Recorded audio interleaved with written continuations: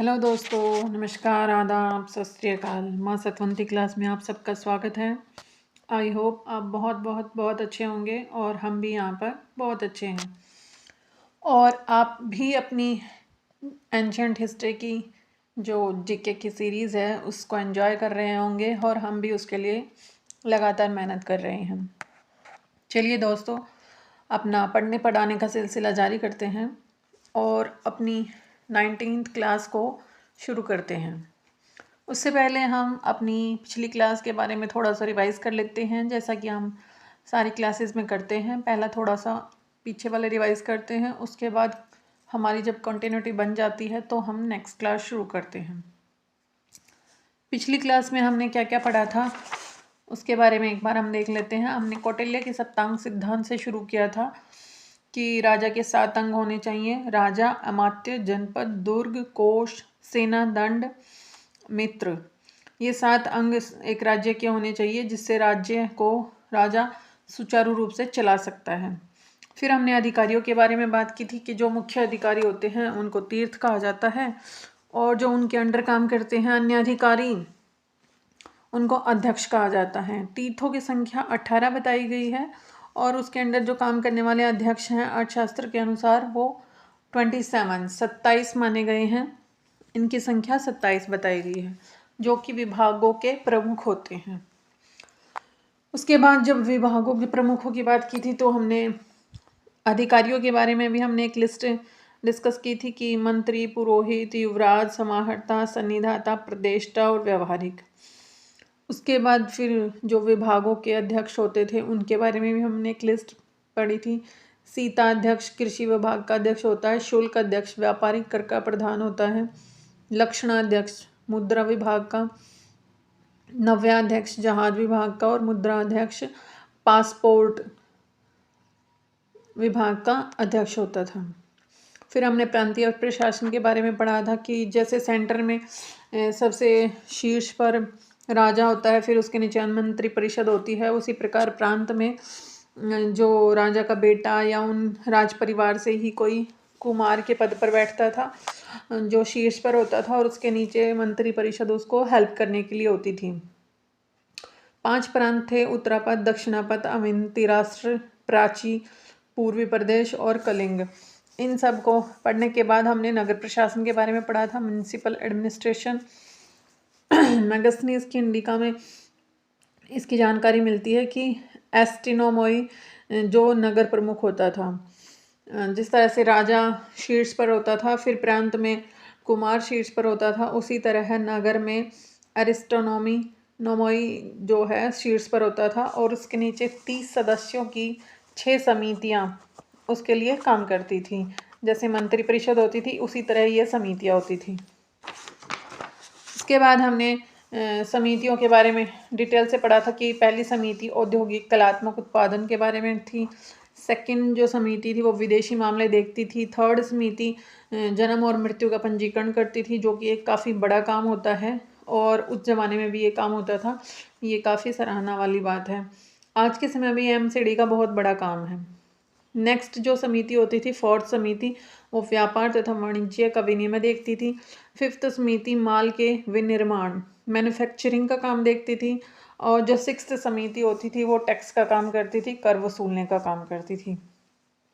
गुप्तचर व्यवस्था के बारे में भी हमने देखा था कि जो गुप्तचर हैं वो गूढ़ पुरुष कहलाते हैं और इसके 2 पार्ट होते हैं, संस्था और संचार। एक ही स्थान पर काम करने वाले गूढ़ पुरुष को संस्था कहा जाता था और घूम घूम कर अपना कार्य करने वाले गूढ़ पुरुष को संचार कहा जाता था और इनका प्रमुख महामात्य सर्प होता था। राजस्व व्यवस्था के बारे में भी हमने पढ़ा था कि इसके स्रोत कौन से हैं, भूमि कर कहाँ कहाँ से आता था और भूमि किस किस तरह की होती थी। चाणक्य ने बताया कि 1/6 भाग लिया जाता था। मैगस्थनीज ने बताया कि 1/4 भाग लिया जाता था कर के रूप में, और जो अन्य एक बिक्री कर भी देना पड़ता था 1/10 भाग, और जो व्यक्ति बिक्री कर नहीं देता था उसको मृत्युदंड भी दिया जाता था। अर्थशास्त्र के अनुसार दंड का काफ़ी ज़्यादा प्रचलन था। सब अपने अपने काम को सुचारू रूप से करते थे ताकि किसी को दंड न मिले। और अन्य कर जो होते थे रज्जु, बलीव, विवीत, जो रज्जु है वो भूमि माप का कर होता था, बलि जो है धार्मिक कर होता था और विविध चरागाह कर होता था। अकाल के समय राहत भी दी जाती थी। ऐसा नहीं है कि सिर्फ उनसे कर वसूल किया जाता था और उसके बाद उनका कोई काम नहीं है। राजा अपनी प्रजा का अकाल के समय में पूरा ध्यान रखता था। उसके बाद जब सैन्य प्रशासन की बारी आई थी तो हमने देखा था कि जो शीर्ष पर होता है वो हमेशा राजा ही होता है और उसके नीचे सेनापति होता है।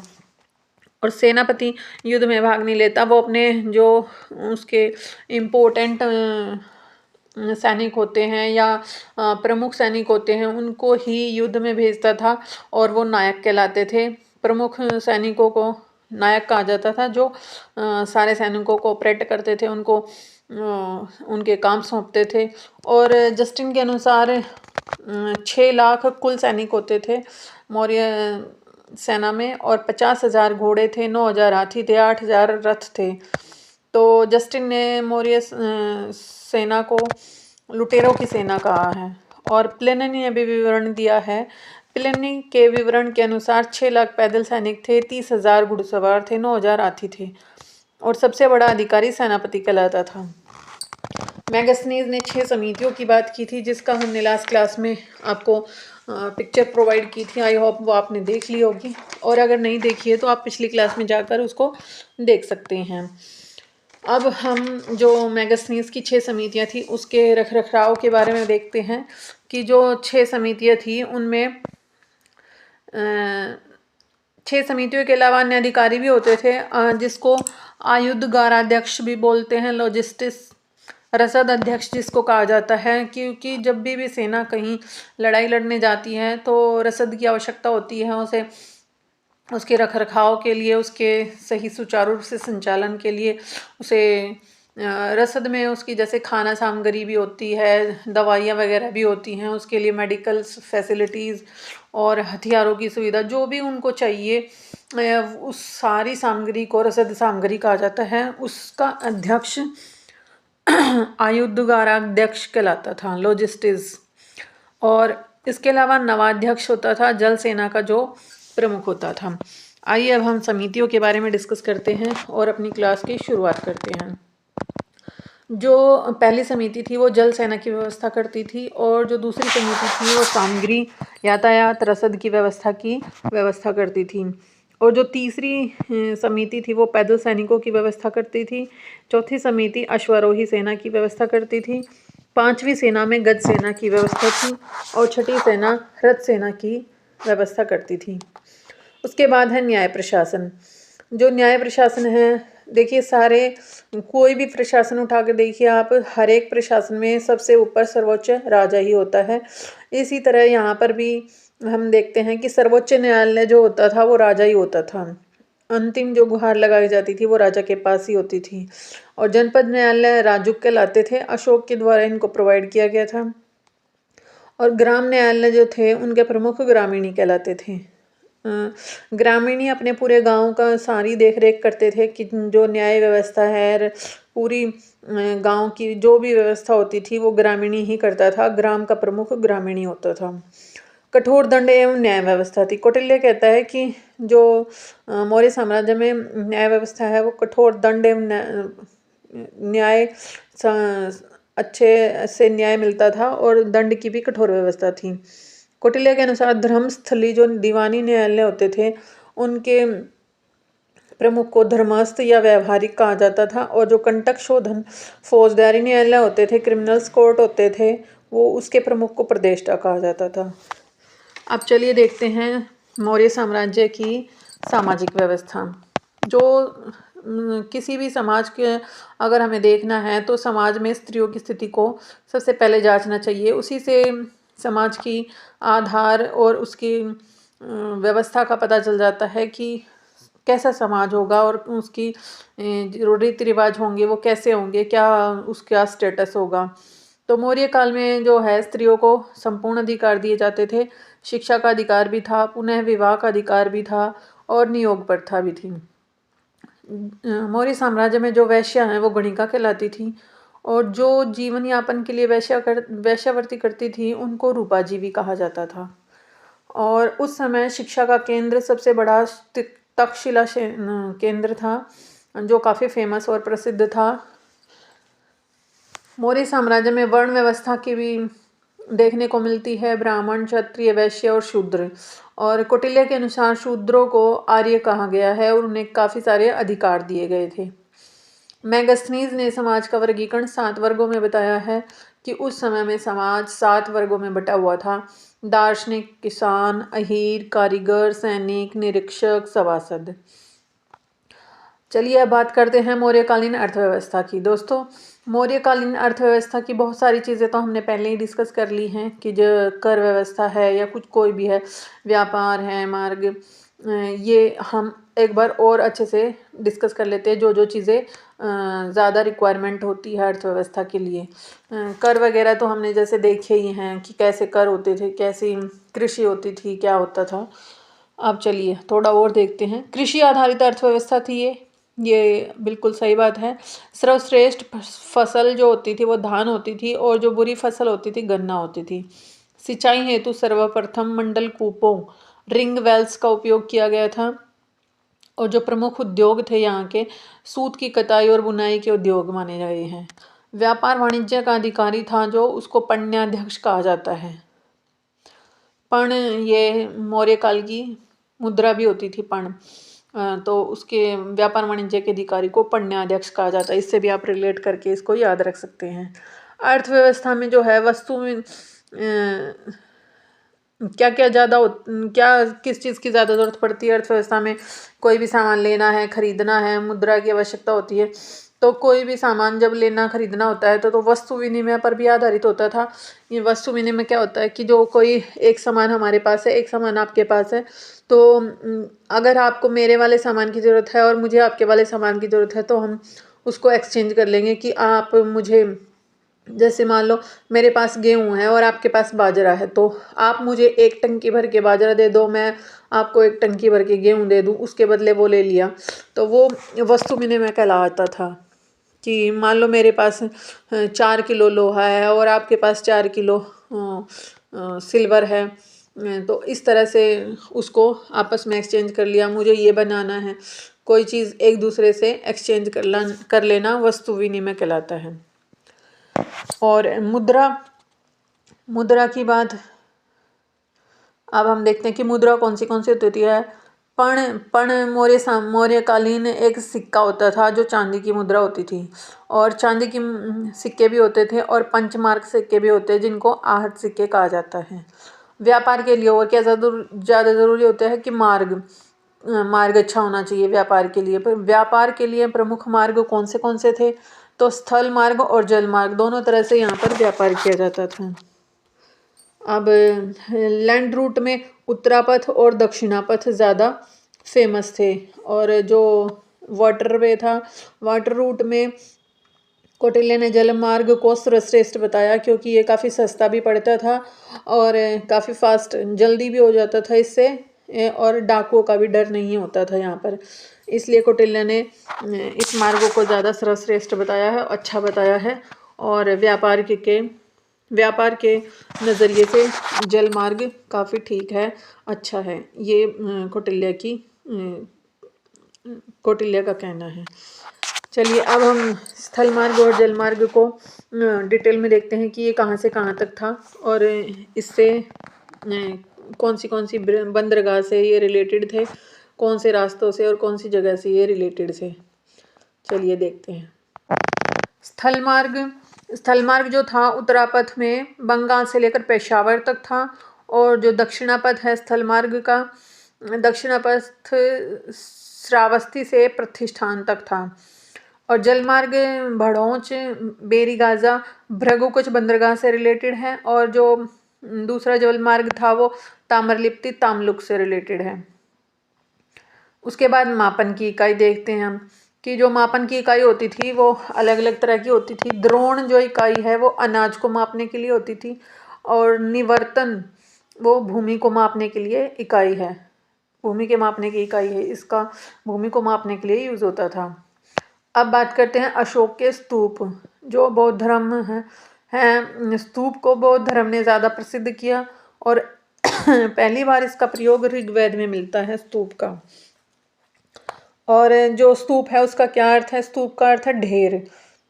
तो जो गौतम बुद्ध है उनके अवशेषों पर, उनके बॉडी पार्ट्स पर, या फिर जो वो यूज़ करते थे ऑब्जेक्ट्स, उनके ऑब्जेक्ट्स के ऊपर स्तूप को बनाया गया है। ऊपर बनाई गई इमारत एक तरह से स्तूप कहलाती है। अब इसकी डेफिनेशन हम प्रॉपर रूप में देख लेते हैं। जो बुद्ध है या बौद्ध संतों की स्मृति में उनके शारीरिक अवशेष जैसे उनकी अस्थियां, दांत तथा उनके द्वारा प्रयुक्त वस्तुओं के ऊपर बनाए जाते थे। ये स्तूप की परिभाषा है। प्राचीनतम स्तूप कौन सा है? पिपरहवा स्तूप यूपी में है जो, वो सबसे प्राचीनतम स्तूप है। और सांची स्तूप रायसेन एमपी में पड़ता है। ये अशोक द्वारा ईंटों से निर्मित करवाया गया था और 1818 में टायलर द्वारा इसकी खोज की गई थी। इसमें 3 स्तूप हैं, महास्तूप, काला स्तूप और स्तूप 3। जो महास्तूप है वो भगवान बुद्ध के अवशेषों पर बनाया गया है और पुष्यमित्र सुंग ने इसकी वेदिका को पत्थर से बनवाया था। और काला स्तूप अशोककालीन धर्म प्रचारकों के अवशेष हैं इसमें। और जो स्तूप 3 सारिपुत्र और गोदगालायन के अवशेष इसमें पाए जाते हैं। भरूच स्तूप जो सतना एमपी मध्य प्रदेश में पड़ता है। इसकी नींव अशोक के द्वारा रखी गई थी, जबकि इसको पूरा करवाने की जिम्मेदारी पुष्यमित्र सुंग ने ली थी। पुष्यमित्र सुंग ने इसको पूरा करवाया था और 1873 में अलेक्जेंडर कनिंघम द्वारा इसकी खोज की गई थी और लाल बलवा पत्थर का इसमें प्रयोग किया गया है। भरूच स्तूप का क्वेश्चन कई बार एग्जाम में आता है। देखो दोस्तों, सांची स्तूप और भरूच स्तूप ये काफ़ी इंपॉर्टेंट है, इनको ज़रूर याद रखना। ये दोनों एमपी में हैं। और जो अभी इसके बारे में पढ़ा हमने, जो पिपरहवा स्तूप, ये प्राचीनतम स्तूप है और ये यूपी में पड़ता है। इनको अच्छे से याद कर ले। स्तूप की संरचना कैसी होती है वो भी आप एक बार देख लीजिए कि जैसे स्तूप होता है उसके गेट को तोरण द्वार बोलते हैं और इसका मतलब है कि चारों दिशाओं में बुद्ध के संदेशों को फैलाना। अब जो बाहर वाली बाउंड्री होती है, रेलिंग होती है, उसको वेदिका बोलते हैं और वेदिका का मतलब है कि पवित्र स्थल को सामान्य दुनिया से अलग करना। और जो उसकी गैलरी होती है अंदर, जो एक रास्ता होता है घूमने के लिए, परिक्रमा करने के लिए, उसको प्रदक्षिणा पथ बोलते हैं। और जो अंदर की रेलिंग होती है उसको मेधी बोलते हैं। और जो बीच में बिल्कुल एक पवित्र सामग्री रखने के लिए जो एक स्थान होता है उसको अवशेष बोलते हैं। वहाँ पर अवशेष रखे होते हैं, जैसे बौद्ध धर्म से रिलेटेड संतों के या फिर महात्मा बुद्ध के अवशेष रखे होते हैं। फिर बाहर जो अंडाकार एक आकृति सी दिखाई देती है उसको अंड बोलते हैं और उसका मतलब है शांति का प्रतीक। और उसके ऊपर एक हर्मिका होती है चौकोर से टाइप की, उसको हर्मिका बोलते हैं और उसका अर्थ है देवताओं का घर। और फिर उसके ऊपर बीचों बीच एक डंडी सी होती है, एक सरिया सा होता है जिसको यत्री बोलते हैं। और उसके ऊपर 3 प्लेट सी होती हैं, एक तरह से वो छत्र कहलाते हैं। और छत्र का मतलब है कि बुद्ध के विचार, जो उसके विचार हैं। और तो 3 प्लेट हैं, उन तीनों का अलग अलग अर्थ बताया गया है कि उदारता, सम्मान और श्रद्धा। इन तीनों प्लेट की आकृति की प्लेट नुमा जो ये आकृति हैं, इनको ये 3 नाम दिए गए हैं। उसके बाद अशोक के अभिलेखों के बारे में पढ़ते हैं थोड़ा। हमने पहले भी अशोक के अभिलेखों के बारे में थोड़ा सा पढ़ा था। अब जो कुछ थोड़ा सा बचा है उसको भी हम देख लेते हैं। भारत में शिलालेख का प्रचलन अशोक द्वारा हुआ। उससे पहले डेरियस प्रथम, जैसा कि हमने डिस्कस किया था, भारत से बाहर डेरियस प्रथम हैं जिन्होंने शिलालेख लिखे थे, उनसे ही अशोक को इसकी प्रेरणा मिली थी। और अशोक के जो शिलालेख हैं उनको 3 भागों में डिवाइड किया गया है, शिलालेख, स्तंभलेख और गुहालेख। जो शिलालेख हैं वो भी 3 प्रकार के हैं, बृहद शिलालेख, पृथक शिलालेख और लघु शिलालेख। बृहद शिलालेखों की संख्या 14 है और स्तंभलेख के बारे में भी हम देखते हैं। जो स्तंभलेख हैं वो 2 भागों में डिवाइड कर रखे हैं, दीर्घ शिलालेख और लघु शिलालेख। दीर्घ शिलालेखों की संख्या 7 है। अब उसके बाद गुहालेख, गुहालेख के बारे में हम बात करते हैं। केव एडिक्ट जो होते हैं गुहालेख। अब इनको 3 पार्ट्स में डिवाइड करने के बाद हमने इसके बारे में जो अलग अलग पार्ट थे उनको भी देख लिया है। शिलालेख के जो खोजकर्ता होते हैं, शिलालेख के खोजकर्ता फैनथेलर थे और उनको पढ़ने में उन्हें सफलता नहीं मिली थी, वो लिपि को नहीं पढ़ पाए थे, लेकिन खोज उन्होंने की थी। और शिलालेखों को पढ़ने में जिसको सफलता मिली थी 1837 में, वो थे जेम्स प्रिंसेप, जिन्होंने अशोक के शिलालेखों को पढ़ने में सफलता प्राप्त की और उनकी लिपि को वो समझ पाए थे। और इससे पहले भी हमने अशोक के शिलालेखों के बारे में 1-2 बार पढ़ा था कि जो अशोक के जो शिलालेख भारत में मिले थे वो ब्राह्मी लिपि में मिले हैं, और पाकिस्तान में जो शिलालेख मिले हैं वो खरोष्टी लिपि में मिले हैं, और अरमाइक लिपि में मिले हैं अफ़गानिस्तान में। और जो उससे भी बाहर तुर्की, जो एशिया माइनर कहा जाता है, वहाँ पर जो शिलालेख मिले हैं वो ग्रीक लिपि में मिले हैं। और उनके जो शिलालेख हैं उनके हमने 7